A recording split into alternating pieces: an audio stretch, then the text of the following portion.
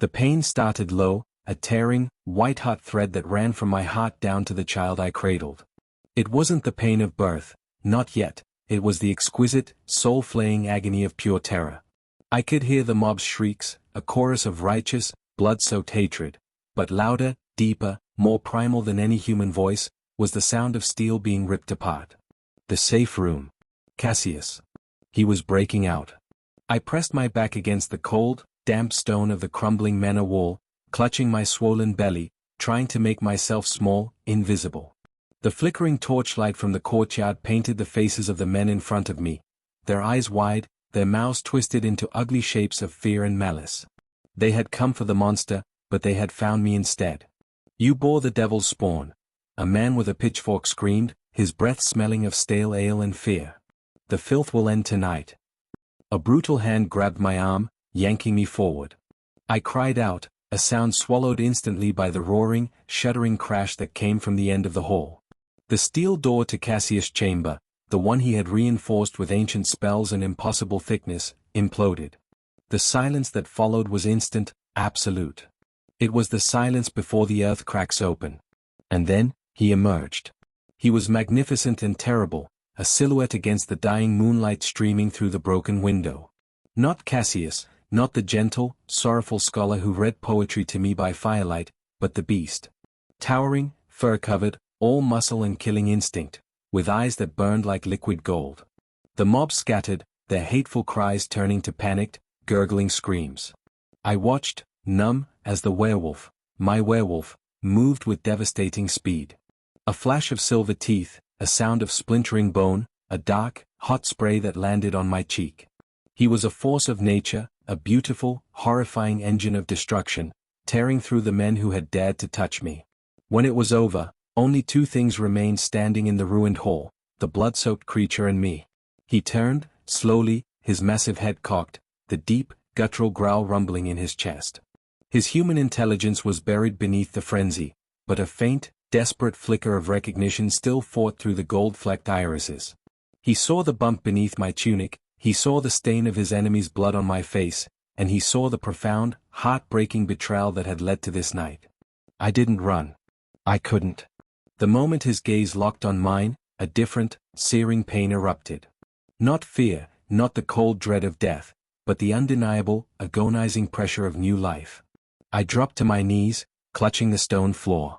"Cassius!" I screamed, the word torn from my throat. It was the only word I had left. The only anchor. The monster paused, trembling, a low, questioning whine replacing the snarl. Then my waters broke. I looked up at him, the creature of shadow and myth, the blood of the enemy pooling at his pores, and I knew, in that moment of crushing pain and imminent life, that I was about to give birth to our child under the gaze of the moon and the man who was both my salvation and my doom. Chapter 1, The Castle of Shadows. The air tasted like old parchment and ghosts.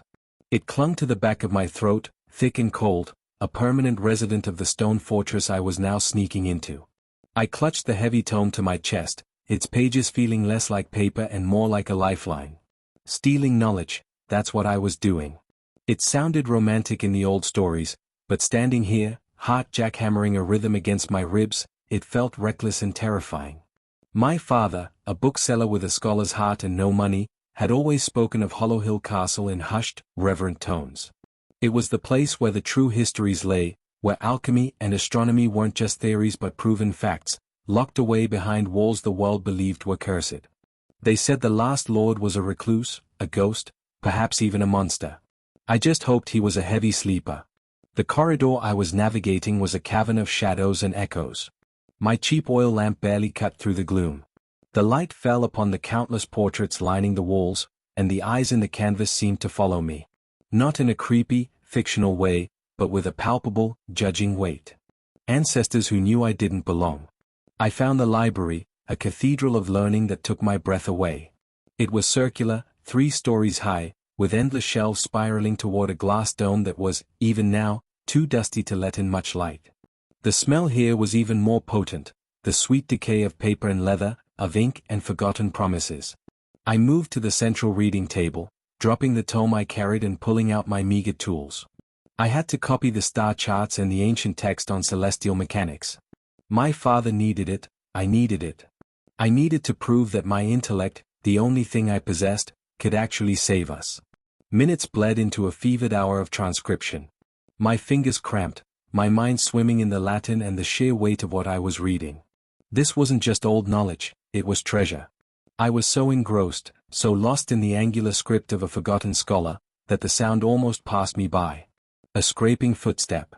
It wasn't a thump, or a bang, but a deliberate, slow drag of leather on stone floor, coming from the shadowed upper galleries. My blood turned to ice. Every nerve ending in my body screamed a single, desperate word: run. I didn't. I couldn't. I was pinned by the sudden, overwhelming knowledge that I was not alone. The only sound now was the frantic drumming of my own heart, a noise I was sure echoed off the vaulted ceiling. A figure emerged from the deep shadows near the eastern staircase. He was tall. Not just tall, but built with the kind of severe, elegant grace that made the old tapestries come to life. He wasn't dressed like a man from this century. A dark velvet coat, impeccably tailored, swallowed the little light in the room, making him seem like an extension of the darkness itself. This had to be him. Cassius, the last lord of Hollowhill. He stood at the railing of the second floor, looking down at me, and I felt the air pressure in the room shift. His face was a masterpiece of brooding, sharp angles and shadowed hollows. His hair was the color of midnight and brushed his shoulders. But it was his eyes that held me, a cold, startling gray that seemed to absorb the candlelight and give nothing back. They were the eyes of a man who had seen too much and felt too little. "Who are you?" he asked. His voice was a low, velvet rumble that was somehow more threatening than a shout. It held the smooth, practiced menace of nobility that hadn't needed to raise its voice in centuries. I swallowed, the sound like sandpaper in the silence.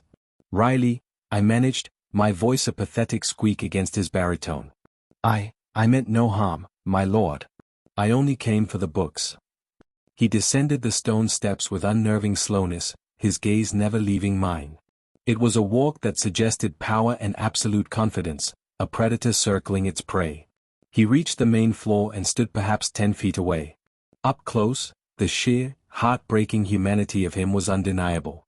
He wasn't an ancient gal or a shadow. He was a man, ravaged by something I couldn't name. "You came to my castle, in the dead of night, to steal my property, and you claim no harm." He stopped, his lip curling just slightly. It wasn't a sneer, more like a spasm of contempt. "People usually seek gold or ancient artifacts. You chose the star charts." He glanced pointedly at the open book on the table, a complex astronomical calculation. "Gold is fleeting, my lord. Knowledge is redemption," I pleaded, my voice gaining a desperate clarity. "My father is unwell. I need this to complete his work. We need the truth of these charts to prove a great many things." He was studying me, not the book. His gray eyes were like dissecting tools, stripping away my fear, my clothes, my very intentions. The silence stretched until it was agonizing. I was waiting for him to call the guards, to strike me, to do anything. Then, something shifted in the depths of those eyes. A fleeting spark of something that looked agonizingly like recognition. Or perhaps just profound weariness. "You risk your life for a star chart," he murmured, the threat receding, replaced by a strange, unsettling curiosity. He ran a long, elegant finger across the spine of a nearby volume. "You are either a remarkable fool, Riley, or a true scholar."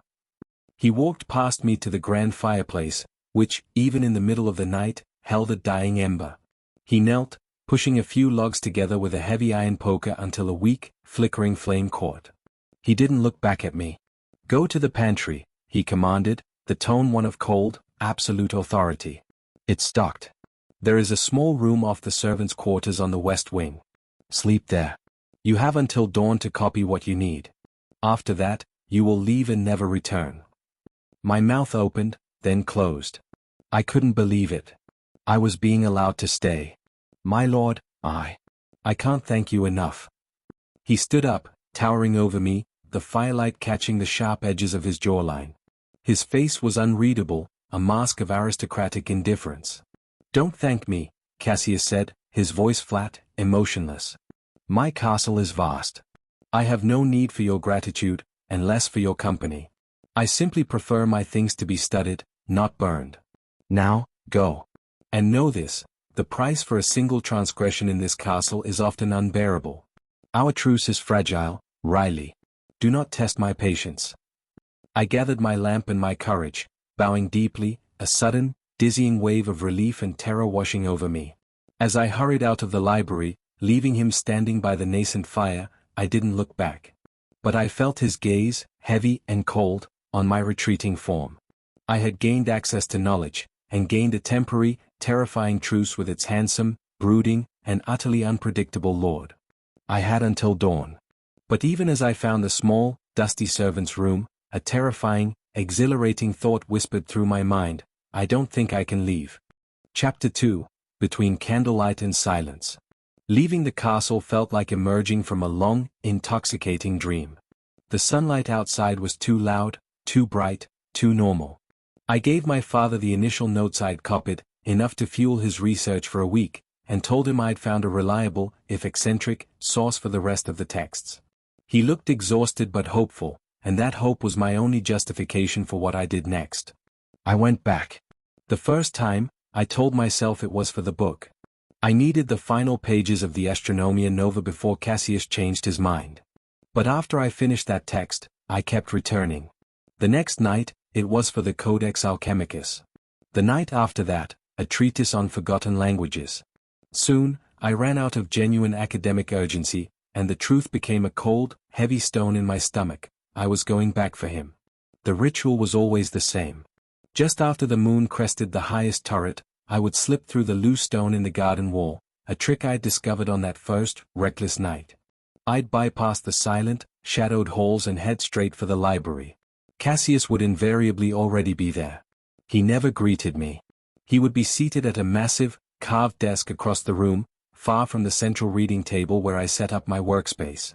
His posture was always perfect, his profile sharp against the occasional flicker of his own oil lamp. He wasn't reading, not at first.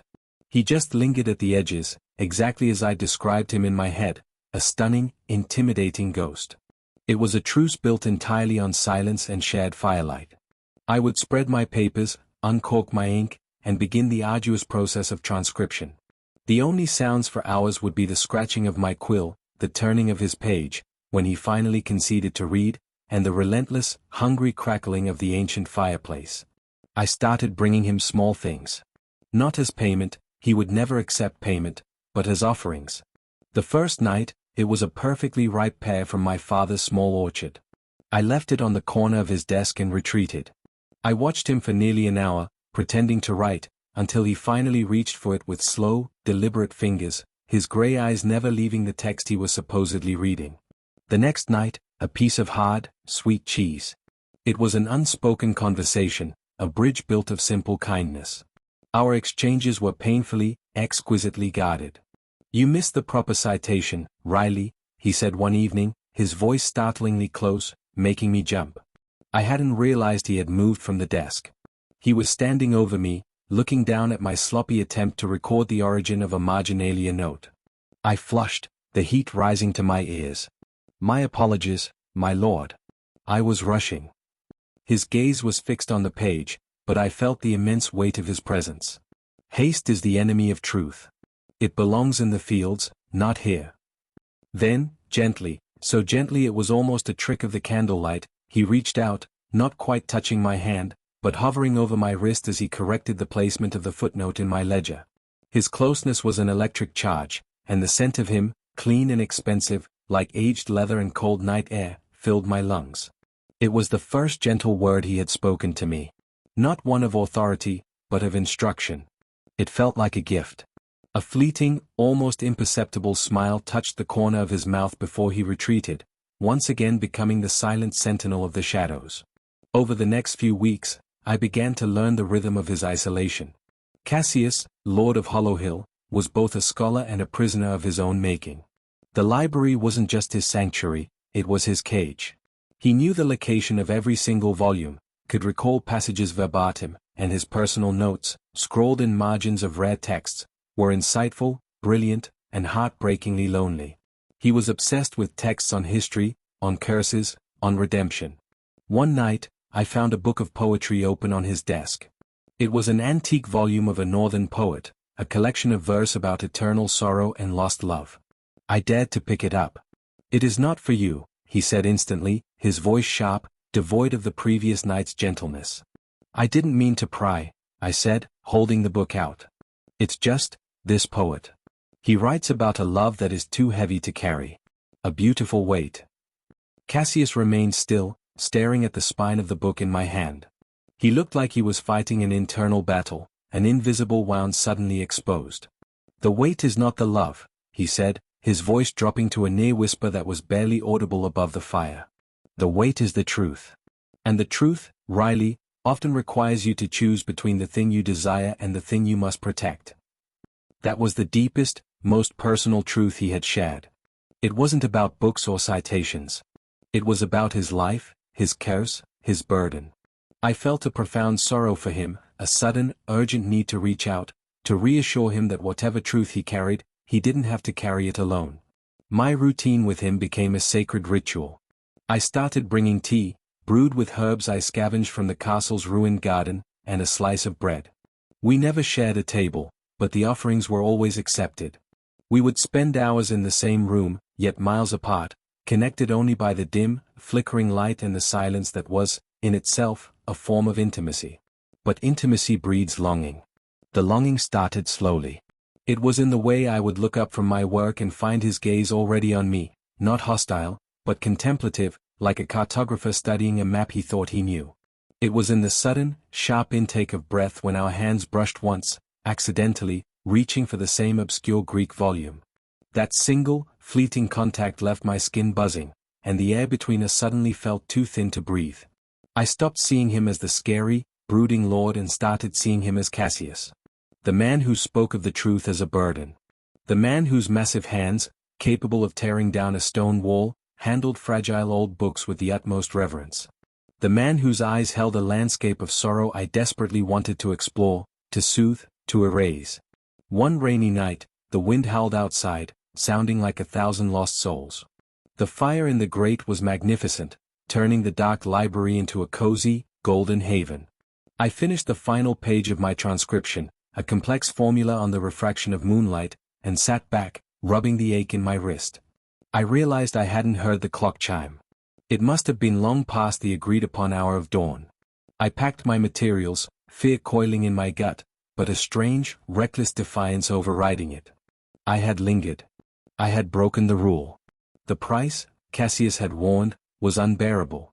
He was standing behind the reading table, watching me. He hadn't moved in a long time. The firelight was behind him, casting his body in a bronze silhouette.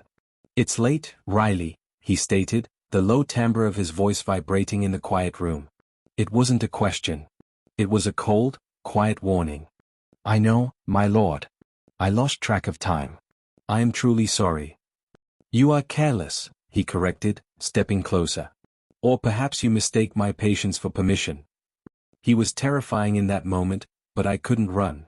The longing had finally boiled over, burning away my common sense. I was done with the truce, with the distance. "I mistake your patience for loneliness, Cassius," I whispered, using his first name for the first time. It felt dangerous, a magical incantation. The effect was instantaneous and profound. His entire body went rigid. His eyes, the startling gray, widened just barely, the mask of indifference cracking, exposing a raw, vulnerable horror beneath. He took another step, closing the distance completely. He smelled of rain and stone and something wild. "You should leave," he growled, the word ragged, a desperate plea hidden inside the command. "I don't want to," I confessed, my heart soaring in a dangerous, foolish flight. "I want to know what makes you stay here, hidden in the shadows." I took a step forward, raising my hand. I intended only to touch his cheek, to offer a moment of comfort, to share the warmth of the fire. But the moment my fingers were a breath away from his skin, he let out a sound, a choked gasp, a primal noise of pain and fear. He violently recoiled, stumbling back 2 steps, clutching his head with both powerful hands. "Get out, Riley. Now!" he screamed, a sound that finally shattered the sacred silence of the library. It was the howl of a trapped animal, not the cold command of a lord.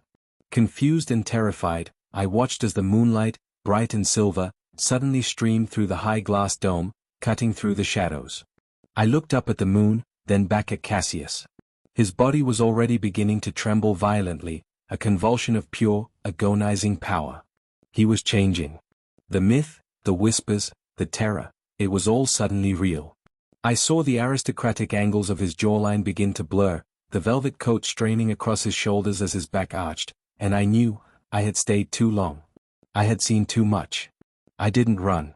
Instead, I sank, pulling the tablecloth off the central table and desperately scrambling beneath it, watching his shadow grow impossibly large, hearing the first, unmistakable tear of fabric as his transformation began in earnest.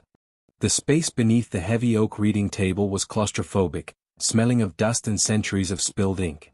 I pressed my face into the cold stone floor, wishing I could disappear into the earth itself. The noise above me was unlike anything I had ever heard.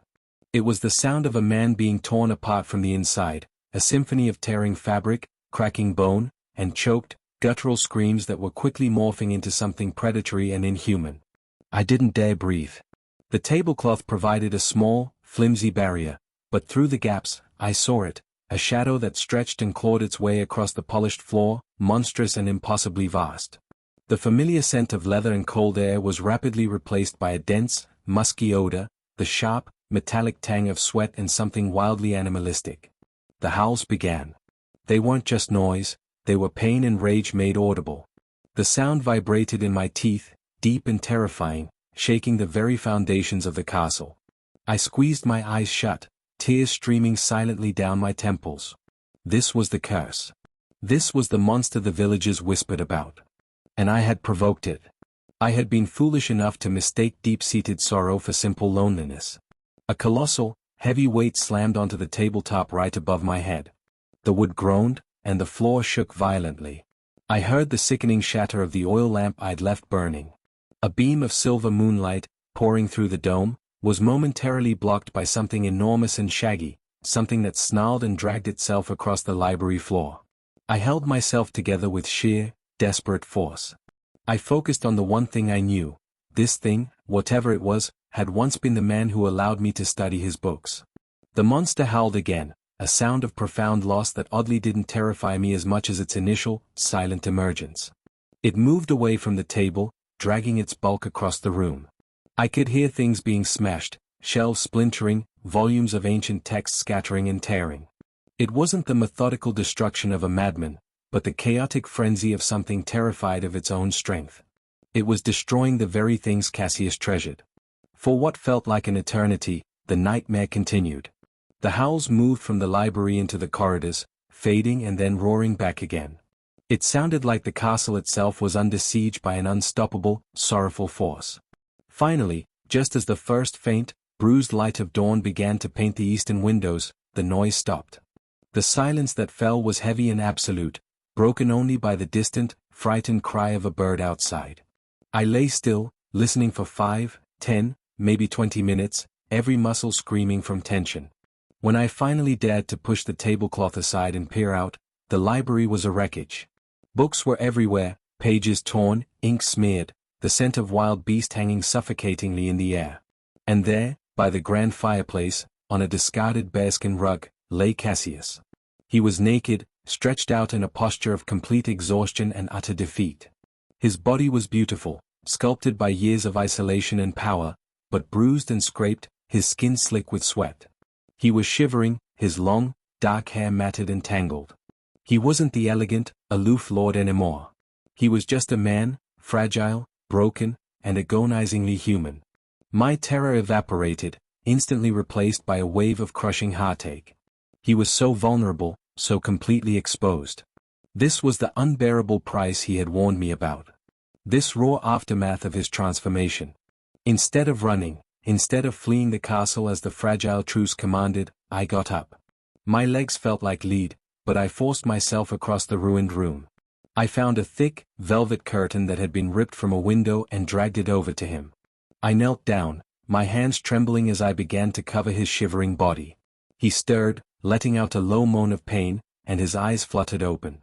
The gray was back, but now it was clouded with shame and self-loathing. He looked at me, lying wounded and exposed, expecting horror, expecting flight. "Riley," he whispered, his voice hoarse, raw from the howling. "You fool! Why are you still here?" He tried to sit up, a reflex of aristocratic dignity even in this state, but a spasm of pain made him fall back. He closed his eyes, his face contorted. "I could have killed you. I could have ripped you apart. You should have fled when you had the chance."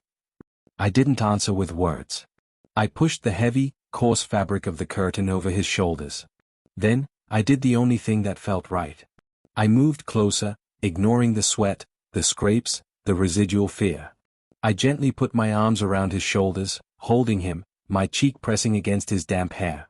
"You didn't hurt me," I whispered, the words trembling with emotion. "You broke your own library, Cassius, but you didn't hurt me. You locked yourself away, you told me to leave. You were protecting me."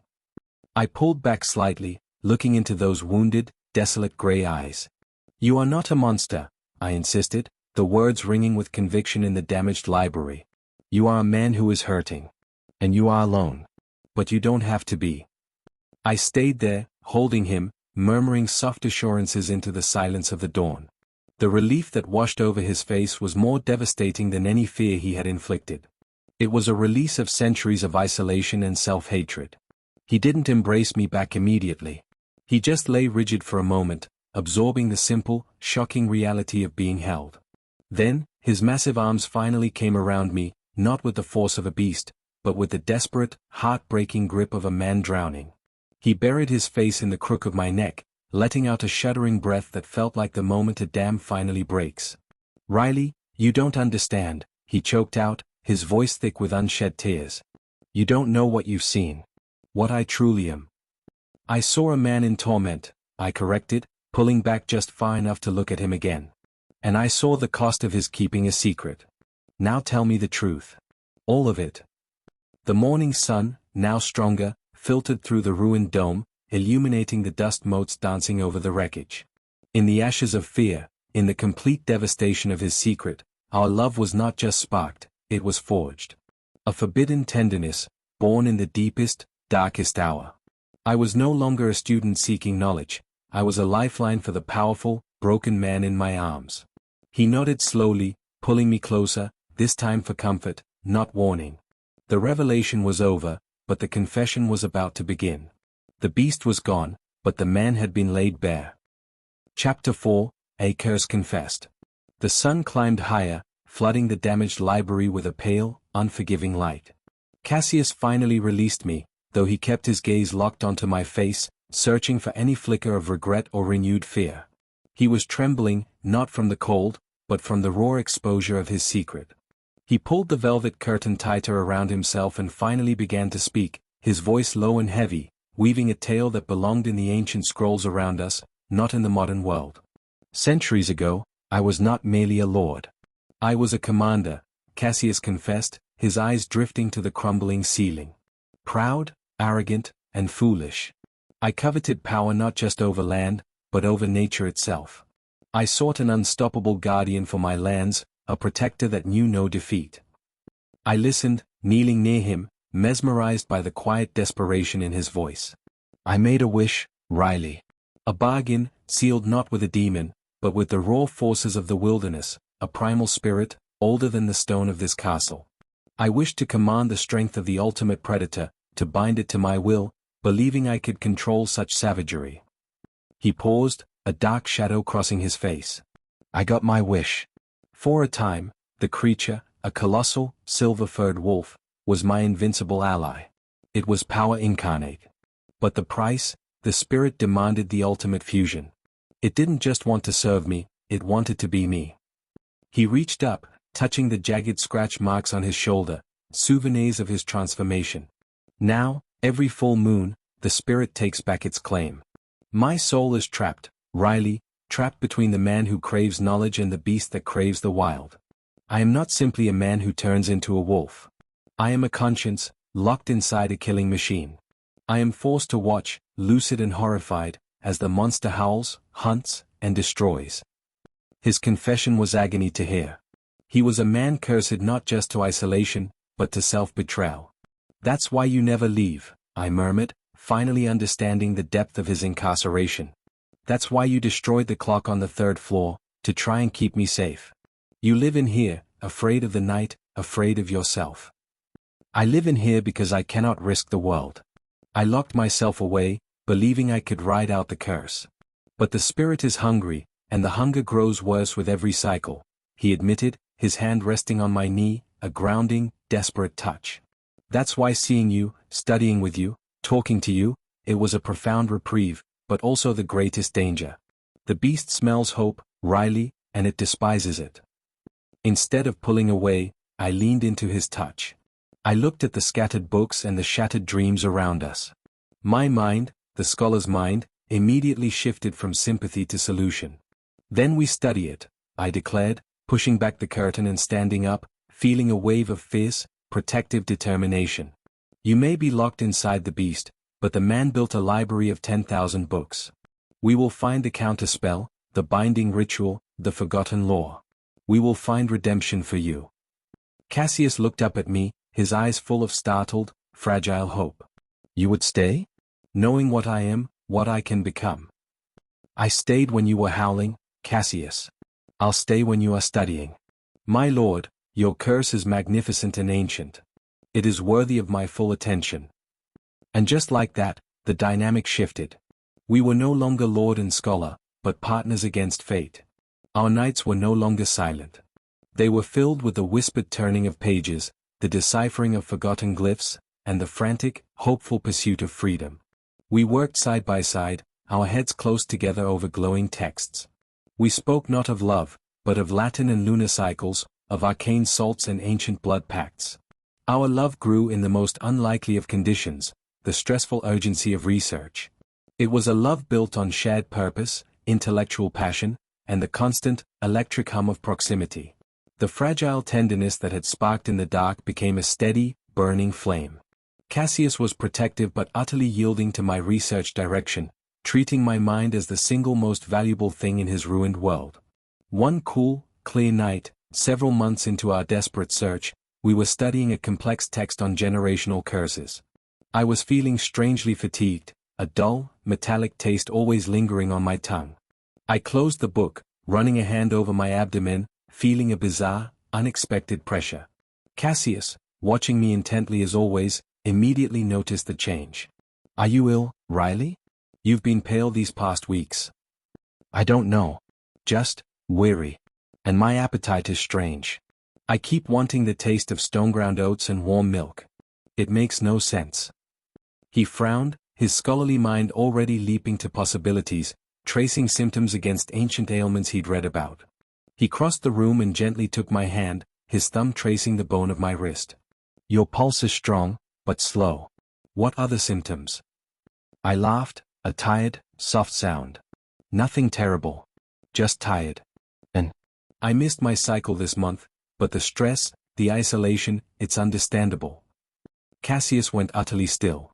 The gray in his eyes sharpened, not with fear or authority, but with absolute, penetrating shock.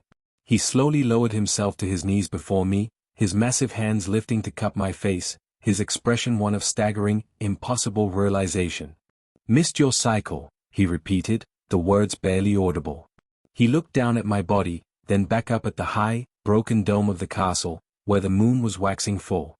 He didn't need a medical chart, or a scroll, or a blood test. He was a creature intrinsically tied to the primal energy of the earth and the lunar pole. His hands dropped from my face and settled, heavy and protective, over my lower belly. He pressed his palms gently to the small, subtle curve that had begun to form. Riley, he breathed, his voice choked with wonder, disbelief, and a wave of emotion so profound it almost buckled him. You're pregnant. I froze, the full weight of the truth hitting me with dizzying force. A child. His child. Tears welled in his eyes, the kind of pure, overwhelming tears that a man who has not cried in centuries lets fall. The curse, he whispered, looking down at his hands resting on my womb. The curse makes me sterile. It kills the hope, the life, the future. It's always been this way. But you defied the curse. He looked at me, a wild, ecstatic light in his eyes. He wasn't afraid. He was reborn. This isn't danger, my beloved scholar, he whispered, pulling me into a fierce embrace. This is a miracle. This life, this child, This is not a sign of the monster, but the absolute proof of the man. Love between man and monster can defy fate. This child is the key to salvation, Riley. We have found the truth not in a book, but in us. We had created life where only death was supposed to thrive.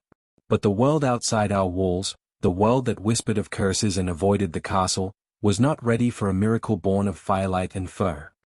Chapter 5, The Devil's Child. The euphoria of discovery inside the castle was blinding. We spent days in a state of fragile, overwhelming joy. Cassius was a different man. The weight of centuries seemed to lift from his shoulders. The shadow of the curse was momentarily eclipsed by the promise of life. He treated me like priceless, breakable crystal, his hands constantly hovering, ensuring my comfort, bringing me sweet wines and the nourishing broths he now obsessively supervised the preparation of. But we both knew the castle walls couldn't hold the secret forever. We needed supplies. My father needed an explanation for my long absences. And eventually, the child would need the world, or at least a world not built entirely of ruin and ancient fear. When the time came for me to visit the market in Hollowhill village, weeks after my pregnancy had become undeniable, Cassius was a wreck of anxiety. He insisted I take his oldest, heaviest cloak, a dark, neutral garment meant to shield me from curious eyes. Just get the dried herbs and the blankets, Riley, he commanded, holding my face in his hands, his thumbs tracing worried paths across my cheekbones. Do not talk to anyone. Do not linger. And if anyone dares to utter a word, you'll tear the village apart, I finished, offering a shaky smile. I know, my love. But you won't have to. I am strong. And they have no reason to suspect anything. I am simply a man, pregnant, which is unusual, but not monstrous. He kissed me, a deep, desperate plea for safety, and watched from the highest library window until I disappeared into the fog-ridden path down the hill. The market was usually a vibrant, messy affair. Today, it was unnaturally quiet. The moment I entered the square, the low hum of bartering and gossip died instantly. A thick, hostile silence descended, heavy as a shroud. I pulled the hood of Cassius' cloak lower, clinging to the shadows near the butcher's stand. But it was too late. My body, even just a few months along, was betraying me. I was bigger than I had been, carrying the distinct, unmistakable shape of life.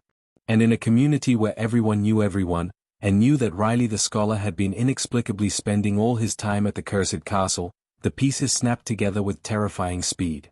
I approached the stall of the blanket weaver, a woman who had known me since I was a boy.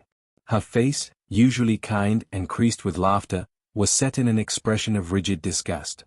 A blue blanket, please, I said softly, my voice tight. She didn't move. She stared at my stomach, her eyes wide with a mixture of fear and condemnation. The Lord of Hollowhill's blanket, is it? She finally spat, her voice shaking. The words were laced with acid. A blasphemy, not a blanket.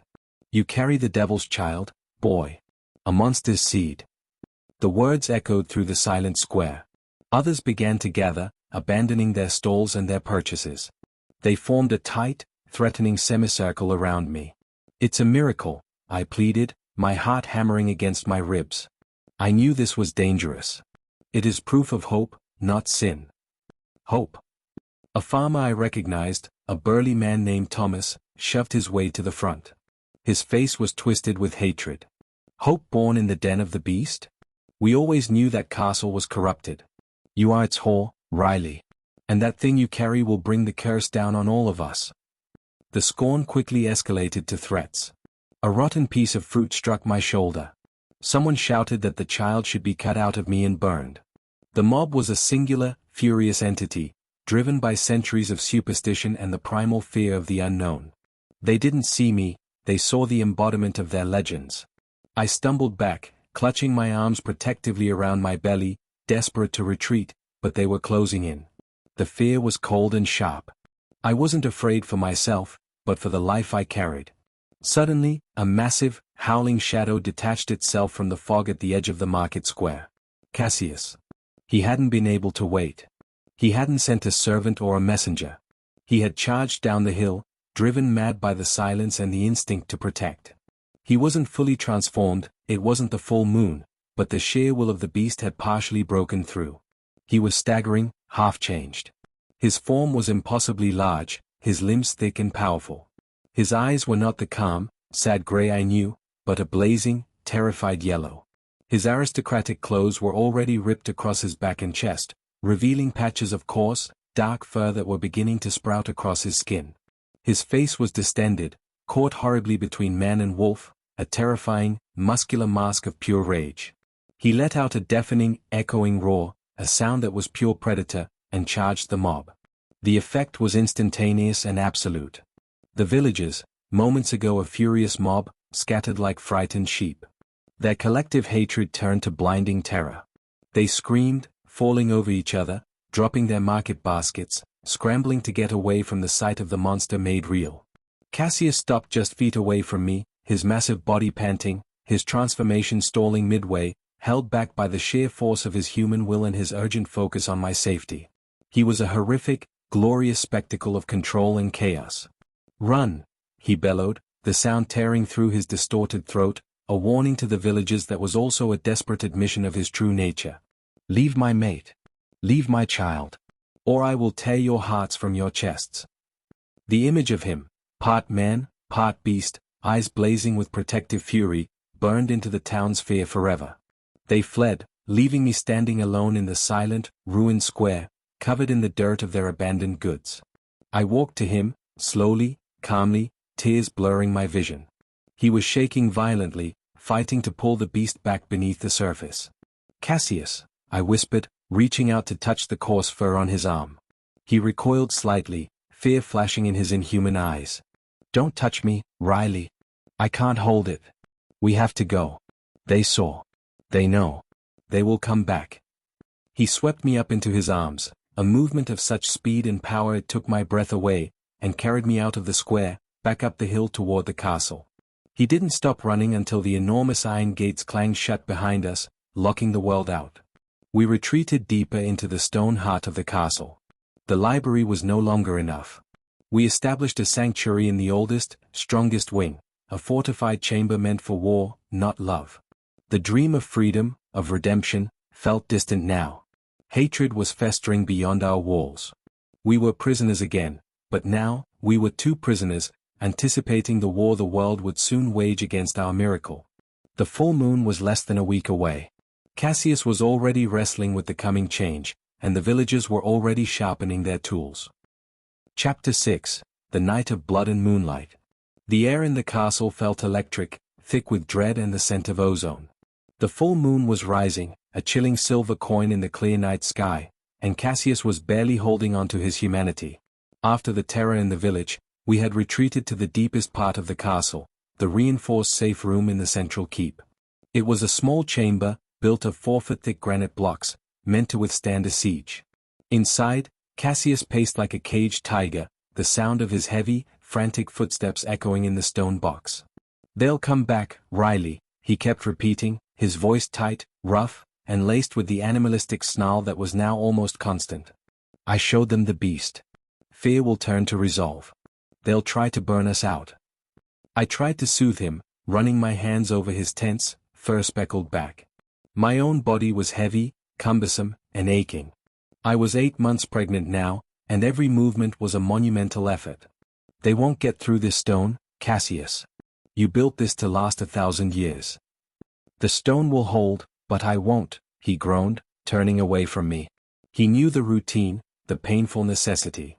"I must lock myself in. I cannot risk you. I cannot risk the child." We exchanged a final, desperate kiss, a communion of sweat and fear. He looked at me, his eyes now truly yellow, blazing with a terrible, possessive love. "If they come, you must hide. Deep beneath the floorboards. Promise me, Riley." "I promise," I choked out, watching him step into the inner chamber, a steel cage built within the stone room.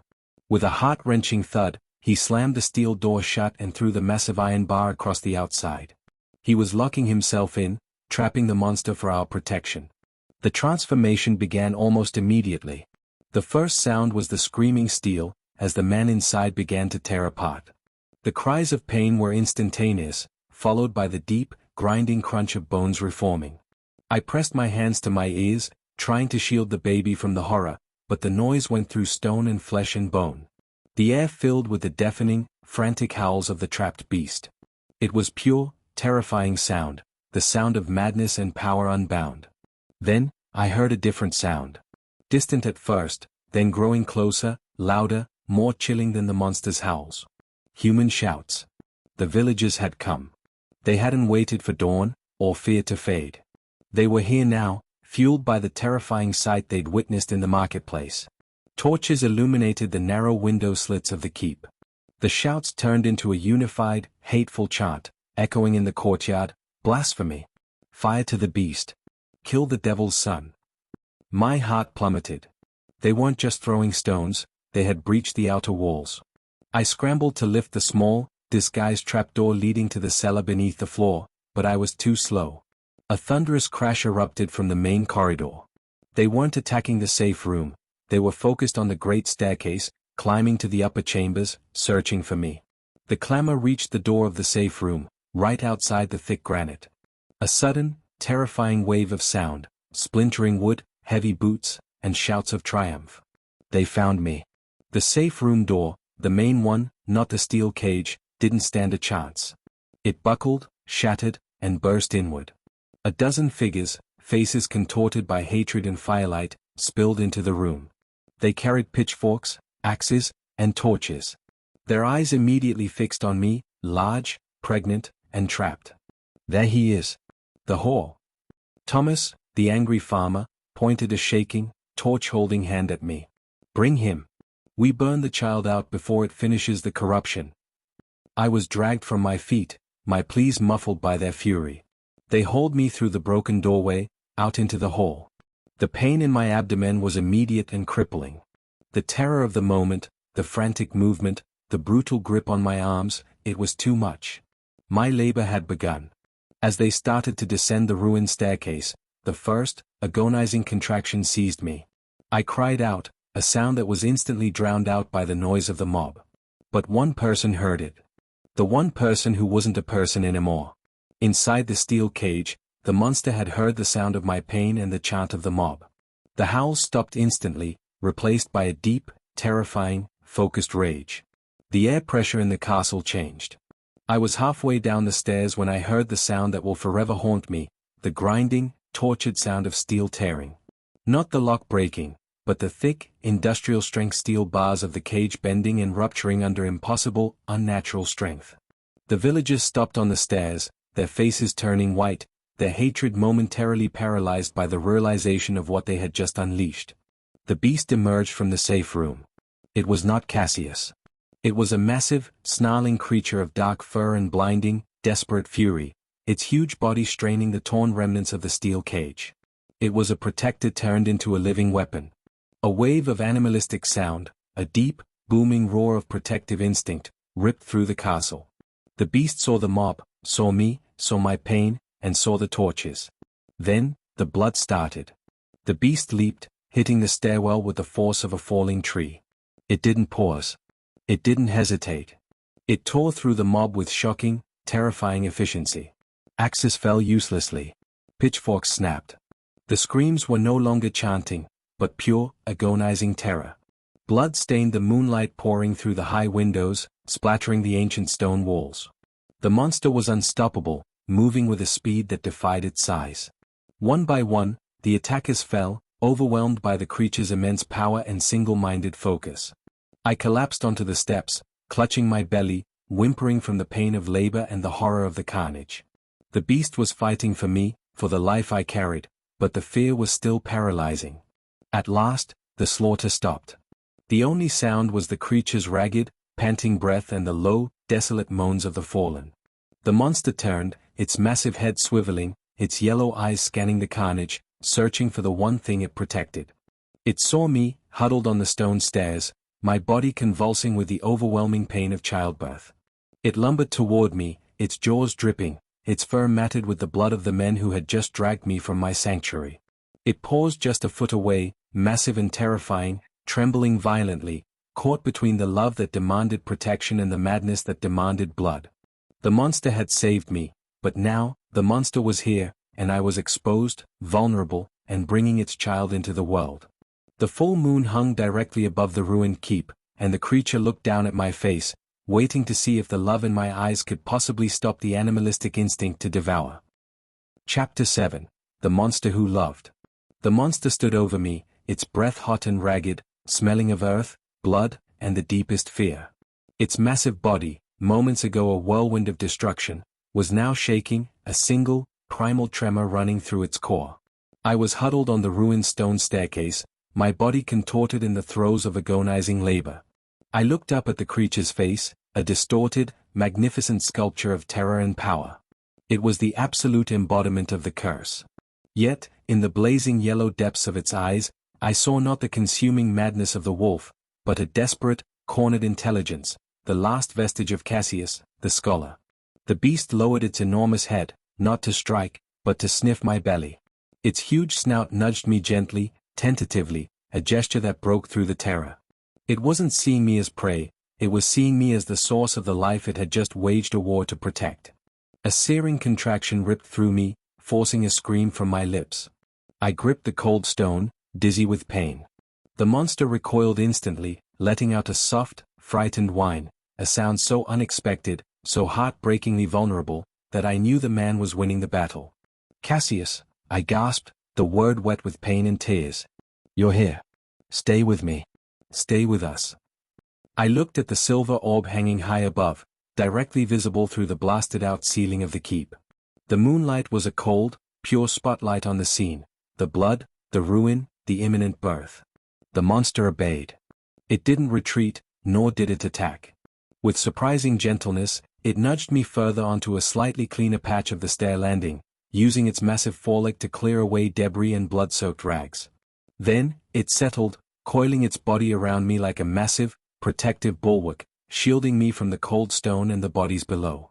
The warmth radiating off its immense fur-covered body was immediate and comforting.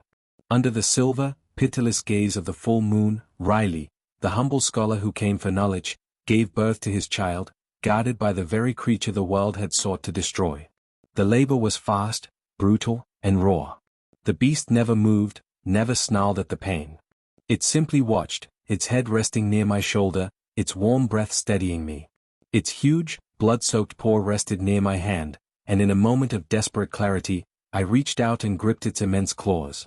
The animal tensed, but did not pull away. The contact was a lifeline, my pain and the monster's protective vigilance fusing into a single, profound act of creation. The final push was a desperate cry of exhaustion. And then, silence. A weak, newborn cry filled the ruined keep. It wasn't a monster's howl or a warrior's shout. It was the beautiful, ordinary sound of a new life demanding existence. I looked down at the tiny, perfect life in my arms, and then up at the creature looming over me. The monster's head was still resting beside mine, its yellow eyes wide, fixed on the child. There was no hunger, no rage, only a profound, stunned awe. The primal spirit of the curse, meant only for destruction, was witnessing pure creation. As the first, tentative rays of the sun, cold and gray, began to touch the eastern face of the castle, a phenomenon occurred that defied every law of nature and magic we had studied. The moonlight faded. The child cried again, a slightly stronger, more demanding sound. And the beast collapsed. The great, shaggy form buckled, convulsing once, not with pain, but with a sudden, draining exhaustion. The huge frame began to melt and shrink, the dark fur receding, the bone structure snapping back into place. The animalistic roar was replaced by the low, exhausted groan of a man. When I looked again, the beast was gone. Cassius lay naked in the ruin, his body returned to human form.